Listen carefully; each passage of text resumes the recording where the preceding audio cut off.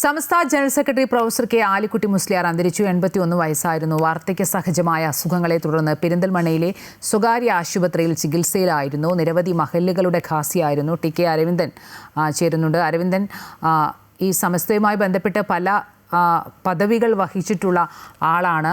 എന്തൊക്കെയാണ്? അമ്പടി, തീർച്ചയായും ഇസ്ലാമിക സാമുദായിക സംഘടനകളിലെ പ്രമുഖനായ ഒരു നേതാവിനെയാണ് ഇപ്പോൾ നഷ്ടപ്പെട്ടിരിക്കുന്നത്. ഈ രംഗത്തുള്ള സൗമ്യമായുള്ള ഒരു മുഖമായിരുന്നു പ്രൊഫസർ ആലിക്കുട്ടി മുസ്ലിയാരുടേത്. എന്തായാലും വാർദ്ധക്യ സഹജമായ അസുഖത്തെ തുടർന്ന് ഇന്ന് ഉച്ചയോടുകൂടിയാണ് അദ്ദേഹം മരണപ്പെട്ടത്.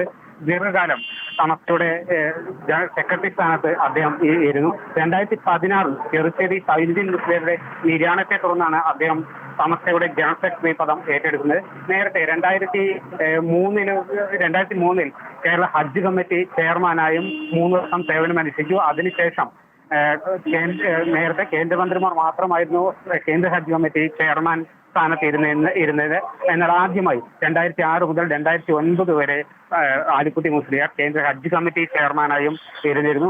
അങ്ങനെ നിരവധി കാര്യങ്ങൾ സംസ്ഥയെ സംബന്ധിച്ചിടത്തോളം അതിന്റെ നിർണായകമായ പല ഘട്ടങ്ങളിലും പല പ്രശ്നങ്ങൾ ഉണ്ടാകുമ്പോഴെല്ലാം നേതൃത്വ പദവി വഹിച്ചിരുന്ന ആലിക്കുട്ടി മുസ്ലിയാരായിരുന്നു. അദ്ദേഹം ഇന്ന് ഉച്ചയോടുകൂടിയാണ് അന്തരിച്ചത്.